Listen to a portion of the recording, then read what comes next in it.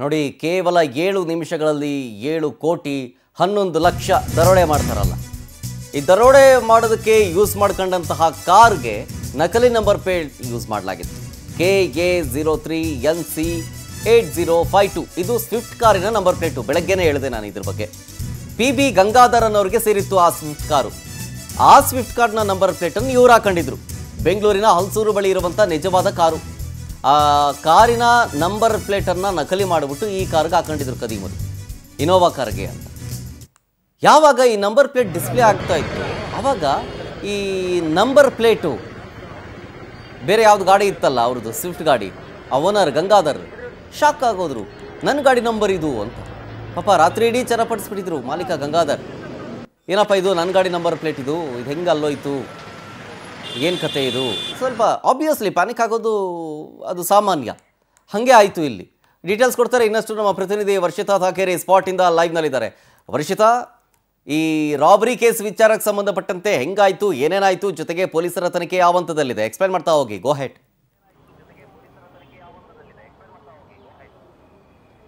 S ಶರತ್, dairy ಸರ್ಕಲ್ನಲ್ಲಿ ದರೋಡೆ case ಏನಿದೆ ಅದರಲ್ಲೂ 7 ಕೋಟಿಯನ್ನ ಫಾಲೋ ಮಾಡ್ಕೊಂಡು ಬಂದು ಲಪ್ಟಾಯಿಸ್ತಾರೆ ಅಂತ ಅಂದ್ರೆ ನಿಜಕ್ಕೂ ಅವರ ಧೈರ್ಯವನ್ನ ಮೆಚ್ಚಲೇಬೇಕು. ಸದ್ಯ ಆ ಗಾಡಿಗೆ ಬಳಸಿದಂತಹ ಕಾರ್ ನಂಬರ್ ನಿನ್ನೆಯಿಂದ ಕೂಡ ವೈರಲ್ ಆಗ್ತಾ ಇತ್ತು. ಆ ವೈರಲ್ ಆಗ್ತಾ ಇದ್ದ ಹಾಗೆ ಒಂದಷ್ಟು ತನಿಖೆಗಳು ಕೂಡ ಆಗ್ತಾ ಇದೆ. ಮತ್ತೊಂದು ಕಡೆಯಾಗಿ ಪೊಲೀಸರು ಕೂಡ ಯಾರ್ಯಾರು ಭಾಗಿಯಾಗಿದ್ರು, ಯಾರ್ಯಾರು ಆ ಗಾಡಿಗಳು ಎಲ್ಲೆಲ್ಲಿ ಫಾಲೋ ಮಾಡಿದ್ವು ಅನ್ನುವಂಥದ್ದನ್ನ ಕೂಡ ಇದೀಗ ಮಾಡ್ತಾ ಇರುವಂಥದ್ದು. ಅದ್ರ ಜೊತೆಗೆ ಆ ಗಾಡಿ ನಂಬರ್ ಏನಿದೆ KA03NC8052 ಅನ್ನುವಂಥದ್ದು. ಯಾಕಂದ್ರೆ ಈ ಗಾಡಿ ನಂಬರ್ ನಿನ್ನೆ ಎಲ್ಲೆಲ್ಲಿ ಓಡಾಡಿತ್ತೋ ಅಲ್ಲೆಲ್ಲವೂ ಕೂಡ CCTV ಫುಟೇಜ್ಗಳನ್ನು ಕೂಡ ಚೆಕ್ ಮಾಡಿದ್ರು. ಆದ್ರೆ ಅದೇ ಸೇಮ್ ಕಾರ್ ನಂಬರ್ ಕೂಡ ಇದೀಗ ಸಿಕ್ಕಿರುವಂಥದ್ದು. ಈ ಕಾರಿನ ಮಾಲೀಕ ಗಂಗಾಧರ್ ಅನ್ನುವಂಥವ್ರು. ಯಾಕಂದ್ರೆ ಫಸ್ಟ್ ಹ್ಯಾಂಡ್ ಕಾರ್ ಇದು, ಆದ್ರೆ ಇದೇ ಕಾರಿನ ನಂಬರ್ ಅನ್ನ ಇದೀಗ ಬಳಕೆ ಮಾಡಿರುವಂತಹದ್ದು ಶರತ್. ಯಾಕಂದ್ರೆ ಎಲ್ಲೋ ಒಂದ್ ಕಡೆ ವಯಸ್ಕರ ನಂಬರ್ ಅನ್ನ ಈ ರೀತಿ ಬಳಕೆ ಮಾಡ್ತಾರೆ ಅಂತ ಅಂದ್ರೆ ಸದ್ಯ ದೃಶ್ಯಾವಳಿ ಗಮನಿಸ್ತಾ ಇರ್ಬೋದು. ಇವರೇ ಕಾರ್ ಮಾಲೀಕ ಗಂಗಾಧರ್ ಅನ್ನುವಂಥವ್ರು. ಪಾಪ 2018ರಲ್ಲಿ ಈ ಕಾರನ್ನ ಖರೀದಿ ಮಾಡ್ತಾರೆ. ಖರೀದಿ ಆದ್ಮೇಲೆ ನಿನ್ನೆ ಪೊಲೀಸರು ಮನೆಗೆ ಬಂದು ವಿಚಾರಣೆ ಮಾಡ್ತಾರೆ. ಇದೇ ರೀತಿಯಾಗಿ ದರೋಡೆಕೋರರು ಕೂಡ ನಿಮ್ಮ ಕಾರಿನ ನಂಬರ್ ಅನ್ನ ಮಿಸ್ಯೂಸ್ ಮಾಡ್ಕೊಂಡಿದ್ದಾರೆ ಅನ್ನುವಂತಹ ಮಾಹಿತಿಯನ್ನ ಕೂಡ ಸದ್ಯ ಓನರ್ಗೆ ಕೊಟ್ಟಿರುವಂತದ್ದು. ಹಾಗಾಗಿ ಅವರು ಕೂಡ ಗಾಬರಿ ಆಗಿರುತ್ತೆ. ಯಾರೇ ಆಗ್ಲಿ ಅವ್ರ ಜಾಗದಲ್ಲಿ ನಾವೇ ಇದ್ರು ಕೂಡ ನಮ್ಮ ಗಾಡಿಯ ನಂಬರ್ ಅನ್ನ ಬಳಕೆ ಮಾಡ್ತಾರೆ ಅಂತ ಅಂದ್ರೆ ಎಲ್ರಿಗೂ ಶಾಕ್ ಆಗುವಂತಹ ವಿಚಾರ. ಪಾಪ ಈಗಾಗ್ಲೇ ನನ್ನ ಹತ್ರ ಅವರು ಮಾತಾಡಿದ್ರು, ಮತ್ತೆ ಕೂಡ ನಾನು ಮಾತಾಡಿಸ್ತೀನಿ. ಯಾಕಂದ್ರೆ ಅವರು ಕೂಡ ಹಿರಿಯ ವಯಸ್ಕರಾಗಿದ್ದಾರೆ. ಗಾಡಿಗಳನ್ನ ಎಲ್ಲೋ ಒಂದ್ ಕಡೆ ದಿನದಲ್ಲಿ ಒಂದು 3 ದಿನಕ್ಕೊಂದ್ಸಲನೋ ತರಕಾರಿ ತರೋಕೋ ಇಂಥದಕ್ಕೆ ಮಾತ್ರ ಗಾಡಿಗಳನ್ನ ತೆಗಿತಾ ಇದ್ರು. ಆದ್ರೆ ಈ ರೀತಿ ಆಗಿರುವಂತದ್ದು ಅವ್ರಿಗೂ ಕೂಡ ಶಾಕ್ ಆಗಿದೆ. ಸರ್, ಈಗ ಆಲ್ರೆಡಿ ನಾನು ನಿಮ್ಮ ಹತ್ರ ಮಾತಾಡಿದೆ, ಮತ್ತು ಕೂಡ ಕೇಳ್ತಿದ್ದೀನಿ. ಅಂದ್ರೆ ಈ ಗಾಡಿ ನಂಬರ್ನ ದರೋಡೆಕೋರು ಬಳಕೆ ಮಾಡ್ಕೊಂಡಿದ್ದು ಇದು ಎಷ್ಟು ಮಟ್ಟಿಗೆ ಸರಿ ಅನ್ಸುತ್ತೆ? ಈಗ ಪೊಲೀಸರು ಬಂದಾದ್ಮೇಲೆ ನಿಮ್ಗೆ ಗೊತ್ತಾಯ್ತಾ ಮಾಹಿತಿ ಅನ್ನುವಂಥದ್ದು? ಅದು ಮಾಡಿದ್ದು ತುಂಬಾ ತಪ್ಪು. ಯಾಕೆಂದ್ರೆ ಬೇರೆಯವ್ರದ್ದು ಗಾಡಿ ಈ ತರ ನಂಬರ್ ಹಾಕಿ ಅವರಿಗೆ ತೊಂದರೆ ಆಗತ್ತಲ್ಲ ಅಂತ ಅವ್ರು ಯೋಚನೆ ಮಾಡಬೇಕಾಯಿತು. ಯಾಕೆಂದ್ರೆ ಒಂದು ಒಳ್ಳೆ ಹಾರ್ಟ್ ಇರೋ ಮನುಷ್ಯ ಆ ಥರ ಮಾಡಲ್ಲ. ಮತ್ತು ಪೊಲೀಸ್ ಅಂದರೆ ಅವರು ಡ್ಯೂಟಿ ಮಾಡ್ತಾ ಇದ್ದಾರೆ. 100% ಅವ್ರನ್ನ ಕಂಡುಹಿಡಿದೇ ಹಿಡಿತಾರೆ ಅಂತ ನನಗೆ ನಂಬಿಕೆ ಇದೆ ಪೊಲೀಸ್ ಮೇಲೆ. Number sir, same number. ನಿಮ್ಗೂ ಕೂಡ ಈಗ ನಮಗೂ ಕೂಡ ಶಾಕ್ ಆಗುತ್ತೆ. ಒಂದ್ ಕಡೆಯಾಗಿ ಆ ಗಾಡಿ ನಂಬರ್ ಅನ್ನ ಹಾಕುವಂತಹ ಸಂದರ್ಭದಲ್ಲಿ ಅದು ಬೇರೆ ಫಸ್ಟ್ ಹ್ಯಾಂಡ್ ಕಾರ್ 2018ರಲ್ಲಿ ಖರೀದಿ ಮಾಡಿರ್ತೀರಾ. ಏನೇನ್ ಕೇಳಿದ್ರು ಪೊಲೀಸರು ಅನ್ನುವಂಥದ್ದು ನಿಮ್ಮ ಹತ್ರ ಯಾವ ರೀತಿ ವಿಚಾರಣೆ? ಅವರು ಬರೀ ಡಾಕ್ಯುಮೆಂಟ್ ಕೇಳಿದ್ರು.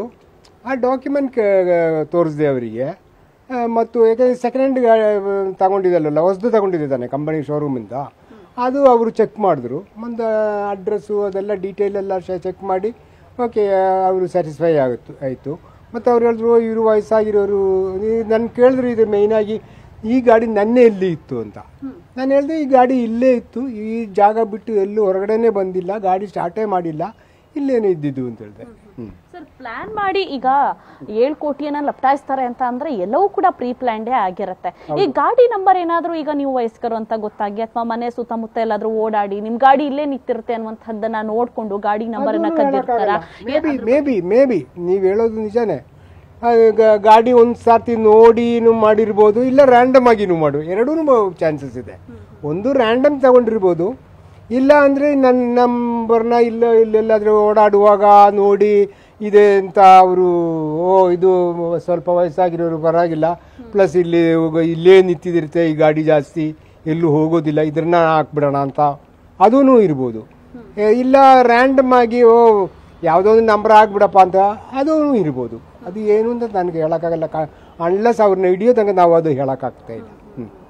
ಅಂದ್ರೆ ಶರತ್ ಪಾಪ ಅವ್ರಿಗೂ ಕೂಡ ಮಾತನಾಡುವಂತಹ ಸ್ಥಿತಿಲಿಲ್ಲ. ಅವರ ಆರೋಗ್ಯ ಕೂಡ ಏರುಪೇರು ಆಗ್ತಾ ಇರುವಂತದ್ದು. ಅವ್ರು ಕೂಡ ಹೇಳ್ತಾ ಇದ್ರು, ನನಗೂ ಕೂಡ ಹಾರ್ಟ್ ಪೇಷಂಟ್ ಇದ್ದೀನಿ, ಆದ್ರೆ ಈ ಮಟ್ಟಿಗೆ ನಮ್ಮ ಗಾಡಿ ನಂಬರನ್ನ ಬಳಕೆ ಮಾಡಿ ಈ ರೀತಿ ದರೋಡೆಕೋರರು ಈ ರೀತಿ ದರೋಡೆಯನ್ನ ಮಾಡ್ತಾರೆ ಅಂತಂದ್ರೆ ಇದು ನಿಜಕ್ಕೂ ತನಿಖೆ ಆಗಬೇಕು. ತನಿಖೆ ಆಗೋದ್ರ ಜೊತೆಗೆ ಒಂದು ದರೋಡೆ ಮಾಡಿರುವಂತಹವ್ರನ್ನ ಒಂದ್ ಕಡೆಯಾಗಿ ಹಿಡಿದು ಅವರಿಗೆ ಶಿಕ್ಷೆಯನ್ನ ಕೊಡೋದಾದ್ರೆ, ಮತ್ತೊಂದು ಕಡೆಯಾಗಿ ಕಾರ್ ನಂಬರ್ ಅನ್ನ ಕದ್ದು ಬೇರೆ ಕಾರ್ಗಳಿಗೆ ಅದೇ ನಂಬರ್ ಪ್ಲೇಟ್ ಗಳನ್ನ ಹಾಕುವಂಥದ್ದು ಕೂಡ ಅಪರಾಧ ಆಗತ್ತೆ.